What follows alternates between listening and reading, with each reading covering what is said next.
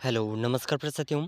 देखिए, इस क्लास के अंदर हम राजस्थान जीके के कुछ महत्वपूर्ण प्रश्न देख रहे हैं और ये प्रश्न आने वाले दिनों में जो राजस्थान पशु परिषद का एग्ज़ाम है 2024 का, इस एग्ज़ाम के अंदर पूछे जाने वाले महत्वपूर्ण प्रश्न हैं। ठीक है साथियों, तो एग्ज़ाम की दृष्टि से बहुत ही महत्वपूर्ण है और एग्ज़ाम के अंदर बार-बार पूछे जाने वाले महत्वपूर्ण प्रश्न हैं। ठीक है, तो एक भी प्रश्न को मिस मत करिएगा। अगर आप उदयपुर लर्निंग क्लासेस चैनल पर नए हैं तो चैनल को सब्सक्राइब ज़रूर कर लीजिएगा। ठीक है, तो देखिए साथियों, सभी प्रश्न बहुत ही महत्वपूर्ण हैं। सभी प्रश्नों को एंड तक वॉच करिएगा और इन सभी प्रश्नों में से आपके कितने प्रश्न सही होते हैं कमेंट में ज़रूर बताइएगा। ठीक है, चलिए तो देखिए आज का अपना महत्वपूर्ण प्रश्न क्वेश्चन नंबर 1 आपके सामने है। बहुत ही शानदार क्वेश्चन। राजस्थान राज्य न्यायिक अकादमी में स्थित है। तो देखिए यहाँ पर पूछा गया है कि राजस्थान राज्य न्यायिक अकादमी राजस्थान के कौन से ज़िले में स्थित है। ठीक है, तो देखिए इसका ऑप्शन 1 है जयपुर में, ऑप्शन 2 है जोधपुर में, ऑप्शन 3 है बीकानेर में, ऑप्शन 4 है अलवर में।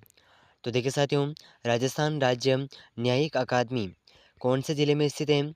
तो इसका जो सही आंसर है ये अपना ऑप्शन 2 बिल्कुल सही आंसर हो जाएगा। ठीक है साथियों, ऑप्शन बी बिल्कुल करेक्ट आंसर हो जाएगा। ठीक है, ज़रूर याद रखिएगा, बहुत ही महत्वपूर्ण प्रश्न है। ठीक है, चलिए अगला महत्वपूर्ण प्रश्न। तो देखिए साथियों, बहुत ही शानदार क्वेश्चन है। मानसून का प्रत्यावर्तन काल है। तो जब मानसून प्रत्यावर्तन का अर्थ है लौटना। ठीक है, ठीक है, लौटना यानी कि वापस जाना। तो मानसून का जो बारिश ऋतु समाप्त होने के बाद में जो जाने का समय है ये कौन सा है? तो देखिए इसका ऑप्शन 1 है जुलाई और अगस्त, ऑप्शन 2 है अगस्त और सितंबर, ऑप्शन 3 है सितंबर और अक्टूबर, ऑप्शन 4 है अक्टूबर और नवंबर। तो देखिए साथियों, इन चारों ऑप्शन में से मानसून का प्रत्यावर्तन काल जो है ये कौन सा है? ऑप्शन 4 अक्टूबर और नवंबर। ठीक है, और मानसून जब वापस आता है यानी कि वर्षा ऋतु जब आती है तो ये अपने सितंबर और अक्टूबर के मध्य में होता है। ठीक है, तो देखिए सितंबर और अक्टूबर के मध्य में वर्षा ऋतु होती है। इसके बाद में इसका जो वापस लौटने का समय है ये अक्टूबर और नवंबर है। ठीक है, ज़रूर याद रखिएगा। चलिए तो देखिए अगला महत्वपूर्ण प्रश्न, बहुत ही शानदार क्वेश्चन। तो देखिए बहुत ही शानदार क्वेश्चन आपके सामने है। राजस्थान की आकृति विषम कोणीय चतुर्भुज किसने बतलाई? तो देखिए राजस्थान की आकृति जो है विषम कोणीय चतुर्भुज किसने बतलाई है? तो ये पूछा गया है, उनका नाम पूछा गया है। तो इसका ऑप्शन 1 है जेम्स टोड ने, बेगनर ने, हेंडले ने या फिर डलहौजी ने। तो देखिए साथियों, इन चारों ऑप्शन में से राजस्थान की आकृति विषम कोणीय चतुर्भुज जिसने बतलाई है यह है हैंडले। ऑप्शन सी इस प्रश्न का बिल्कुल सही आंसर हो जाएगा।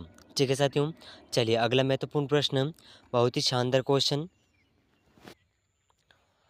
तो देखिए साथियों, बहुत ही शानदार क्वेश्चन आपके सामने है। बहुत ही महत्वपूर्ण प्रश्न है, ज़रूर याद रखिएगा। ठीक है, तो प्रश्न इस प्रकार है।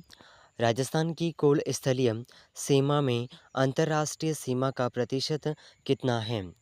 तो देखिए साथियों, राजस्थान की कुल स्थलीय सीमा में अंतर्राष्ट्रीय सीमा का जो प्रतिशत है ये कितना है?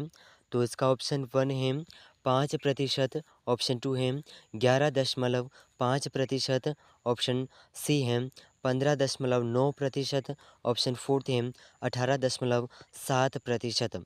तो देखिए साथियों, राजस्थान की कुल स्थलीय सीमा में अंतर्राष्ट्रीय सीमा का जो प्रतिशत है ये कितना है?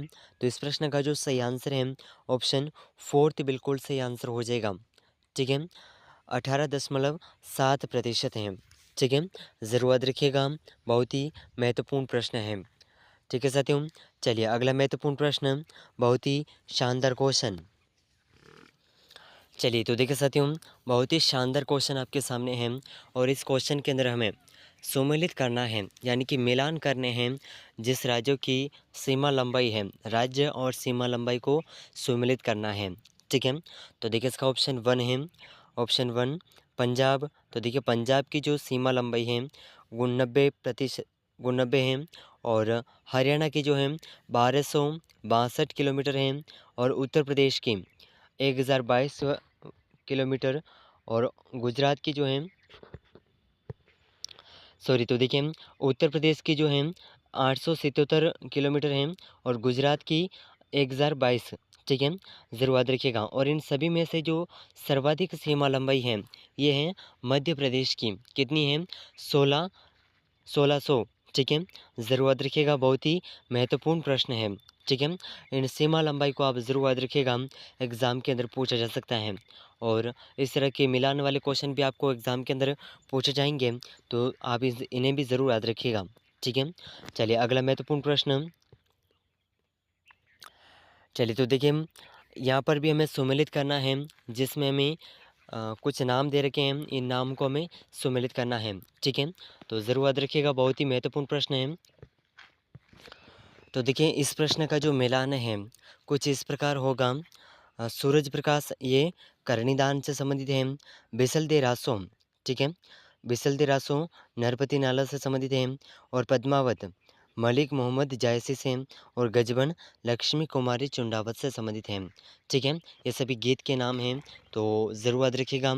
तो इस प्रकार इनका जो मिलान है इस प्रकार होगा अपना 3 4 1 2। ठीक है, ये क्रम अपना सही आंसर होगा। ठीक है, और ये प्रश्न जो है इम्पोर्टेंट क्वेश्चन है, इसे आप ज़रूर याद रखिएगा, एग्ज़ाम के अंदर पूछा जा सकता है। ठीक है साथियों, चलिए तो देखिए अगला महत्वपूर्ण प्रश्न, बहुत ही शानदार और महत्वपूर्ण प्रश्न है। चलिए तो देखिए बहुत ही शानदार क्वेश्चन आपके सामने है। महान सीमा ब्रंच ग्रेट बाउंड्री फॉल्ट कहाँ फैला है?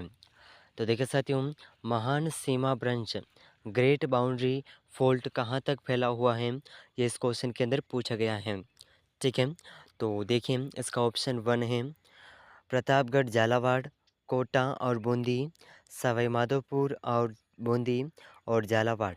तो देखिए साथियों इन चारों ऑप्शन में से महान सीमा ब्रंच ग्रेट बाउंड्री फॉल्ट जहाँ तक फैला है ये ज़िले हैं सवाई माधोपुर और बूंदी। ठीक है, तो इन चारों ऑप्शन में से ऑप्शन सी इस प्रश्न का बिल्कुल करेक्ट आंसर हो जाएगा। ठीक है साथियों, ऑप्शन सी बिल्कुल सही आंसर हो जाएगा, ज़रूर याद रखिएगा। ठीक है, चलिए तो देखिए अगला महत्वपूर्ण प्रश्न, बहुत ही शानदार क्वेश्चन। तो देखिए बहुत ही शानदार क्वेश्चन आपके सामने है और इस क्वेश्चन के अंदर हमें सुमेलित करना है। ठीक है, तो कौन सा स्थान किस कौन से सभ्यता कौन से जिले से संबंधित है ये हमें सुमेलित करना है। ठीक है, तो देखिए इसका ऑप्शन 1 है दर सभ्यता, यह भरतपुर से संबंधित है। रेड सभ्यता टोंक से संबंधित है। पचमता सभ्यता राजसमंद से। और ओजियाना बुल यह भिलवाड़ा से संबंधित है। ठीक है, तो इन चारों का मिलान कुछ इस प्रकार होगा, ज़रूर याद रखिएगा, बहुत ही महत्वपूर्ण प्रश्न है। ठीक है साथियों, चलिए तो देखिए अगला महत्वपूर्ण प्रश्न, बहुत ही शानदार क्वेश्चन। तो देखिए बहुत ही शानदार क्वेश्चन आपके सामने है और देखिए ये जो क्वेश्चन है बहुत ही महत्वपूर्ण प्रश्न है। ठीक है, बेराट के अतिरिक्त अन्य सभ्यता स्थल जहाँ से बुना हुआ वस्त्र प्राप्त हुआ है।